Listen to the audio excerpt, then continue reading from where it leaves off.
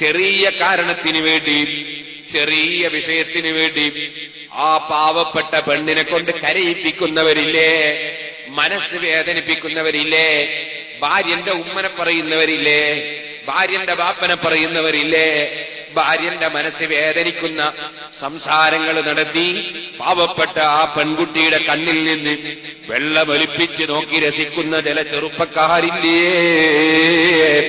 മോനെ, നിന്നെ വിചാരണ ചെയ്യുന്നൊരു സമയം വരാനുണ്ട്. നിനക്ക് വിട്ടുവീഴ്ച ചെയ്യേണ്ട റബ്ബിൽ നിന്ന് നിനക്ക് വിട്ടുവീഴ്ച കിട്ടണോ എങ്കിൽ നീ ഒരു കാര്യം ചെയ്തോ.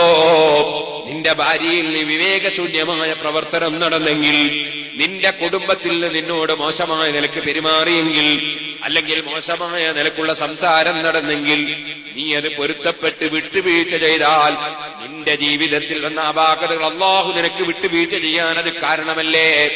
അതേ സമയത്ത് അതാ നീതി ലഭിക്കേണ്ട ഭർത്താക്കന്മാരിൽ നിന്ന് അനീതി മാത്രം ലഭിച്ച് വേദനിക്കുന്ന എത്ര സ്ത്രീകളുണ്ട്. ഞാൻ ചെറിയ സാമ്പിളിന് വേണ്ടി പറഞ്ഞതാണ്. പ്രായമുള്ളവരെ ബഹുമാനിക്കുന്നതിന് പകരം നിന്ദിക്കുന്ന എത്ര ആളുകളുണ്ട്. ആലിമീങ്ങളെ ഗ്രൂപ്പ് തിരിച്ച് കുറ്റം പറയുന്നവരില്ലേ?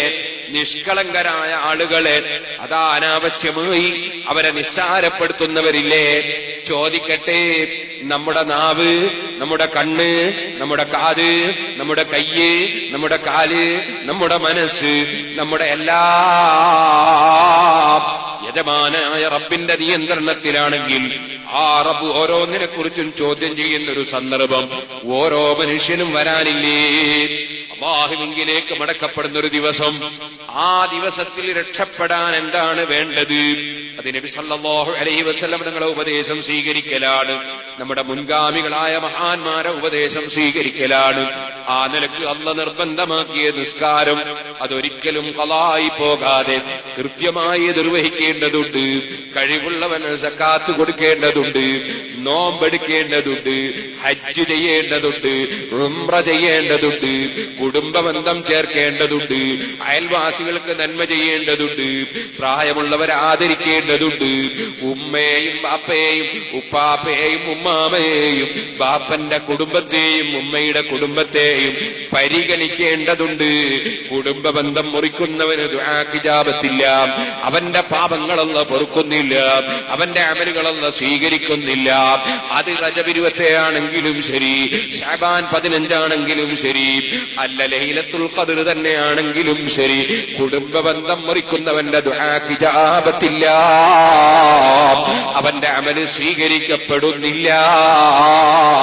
പലപ്പോഴും സംഘടനാ പ്രവർത്തകന്മാരായി ദീനിന്റെ ഖാദിമീങ്ങളായി രംഗത്ത് വരുന്നവരിൽ തന്നെ ചെറിയ ചെറിയ പ്രശ്നങ്ങൾക്ക് വേണ്ടി സുബ്ഹാനല്ലാഹ് പരസ്പരം വൈരാഗ്യം വെക്കുന്നവരില്ലേ, പരസ്പരം വിദ്വേഷം വെക്കുന്നവരില്ലേ, പരസ്പരം എതിർക്കുന്നവരില്ലേ, കിട്ടുന്ന സമയത്തൊക്കെ ഒരാള് മറ്റൊരാളെ കുറ്റം പറയുന്നവരില്ലേ, എപ്പോഴും ഒരാള് മറ്റൊരാളെ ആക്ഷേപിക്കുന്നവരില്ലേ, എപ്പോഴും മറ്റുള്ളവനെ അവഗണിക്കണമെന്ന് തോന്നുന്നവരില്ലേ, എന്നെ പരിഗണിക്കണമെന്ന് തോന്നുന്നവരില്ലേ, ഞാനൊരു പരിഗണിക്കപ്പെടേണ്ടവനാണെന്ന ചിന്ത വരാറില്ലേ, അവൻ അവഗണിക്കപ്പെടേണ്ടവനാണെന്ന തോന്നലുണ്ടാകാറില്ലേ?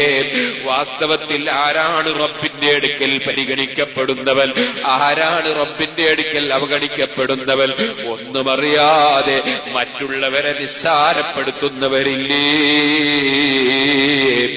ഈ ഒരു ചിന്ത മനുഷ്യന്റെ മുഴുവൻ നന്മകളെയും നശിപ്പിക്കുന്ന ചിന്തയാണ്. എന്ന് മാത്രമല്ല, നീ ലക്ഷക്കണക്കിന് ഉറുപ്പിക സംഭാവന കൊടുത്താലും, നീ 24 മണിക്കൂറും പോസ്റ്ററും നോട്ടീസും എടുത്തൊട്ടിക്കാൻ നടന്നാലും സ്വീകരിക്കപ്പെടൂല. ഇന്നമാ യതഖബ്ബലുല്ലാഹു മിനൽ മുത്തഖീൻ, തഖ്വയുള്ളവരിൽ നിന്ന് മാത്രമേ അല്ലാഹു അമല് സ്വീകരിക്കുകയുള്ളൂ.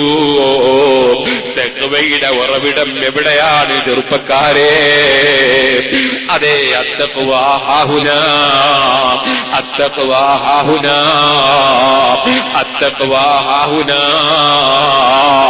ഭക്തി ഇവിടെയാണ്, ഭക്തി ഇവിടെയാണ്, ഭക്തി ഇവിടെയാണ്.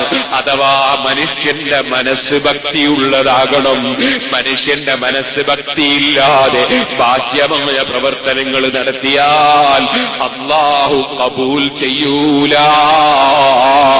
അതുകൊണ്ട് തന്നെയാ നബി സല്ലല്ലാഹു അലൈഹി വസല്ലം തങ്ങൾ പറഞ്ഞത്, ഒരു മുഅ്മിനായ മനുഷ്യനും മറ്റൊരു മുഅ്മിനായ മനുഷ്യനും തമ്മിൽ മിണ്ടാതിരുന്നാൽ, 3 ദിവസത്തിലധികം മിണ്ടാതിരുന്നാൽ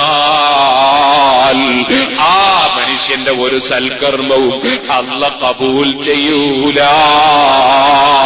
മലക്കുകളോട് അല്ലാഹു പറയും, അവരുടെ അമലുകൾ പെൻഡിങ്ങിൽ വെക്കൂ. ഹത്താ യസ്തലിഹാ, അവർ രണ്ടാളും ഒന്ന് പരസ്പരം സലാം പറഞ്ഞ് പരസ്പരം പൊരുത്തപ്പെട്ട് നന്നാകട്ടെ. അത് നന്നാകാത്ത കാലത്തോളം ഇതാ അവരെ അമല് സ്വീകരിക്കണ്ട. പേരോടിന്റെ വകയിൽ പറഞ്ഞതല്ല. നിങ്ങളും അവനും തമ്മിൽ ഒരു ചെറിയ തെറ്റില്ലേ, ഒന്ന് സലാം ചൊല്ലി നിങ്ങൾ തമ്മിലൊന്ന് സംസാരിക്കണമെന്ന് പറയുമ്പോ അവൻ എന്നോട് ചെയ്ത തെറ്റെനിക്ക് മറക്കാൻ കഴിയൂല, ഞാനതൊരിക്കലും പൊരുത്തപ്പെടൂല. അവനോട് ഞാൻ സലാം പറയൂല, അവൻ സലാം ചൊല്ലിയാ ഞാൻ മടക്കൂല. ഞാനും അവനും ഒരു സ്റ്റേജിൽ ഇരിക്കൂല, ഒരു സദസ്സിൽ പങ്കെടുക്കൂല, ഞാനും അവനും കൂടി ഒരു സംഘടനയിൽ ഉണ്ടാകൂല. ഇങ്ങനെ ചിന്തിക്കുന്ന മനസ്സുകളില്ലേ, അതൊന്നും തഖ്വയുള്ള മനസ്സുകളല്ല. ശൈത്താൻ സ്വാധീനം ചെലുത്തിയ മനസ്സുകളാണ്, ഇബ്ലീസ് മുട്ടയിട്ട മനസ്സുകളാണ്. ആ മനസ്സുകളൊക്കെയും കഴുകി വൃത്തിയാക്കി സാലിഹീങ്ങളുടെ ചിന്താഗതിയിലേക്ക്, ഔലിയാക്കളുടെ നയപരിപാടികളിലേക്ക് മനുഷ്യൻ നീങ്ങാൻ ഒരുക്കമുണ്ടെങ്കിലല്ലാതെ മനുഷ്യന് ആത്മീയ പുരോഗതിയില്ല കേട്ടോ.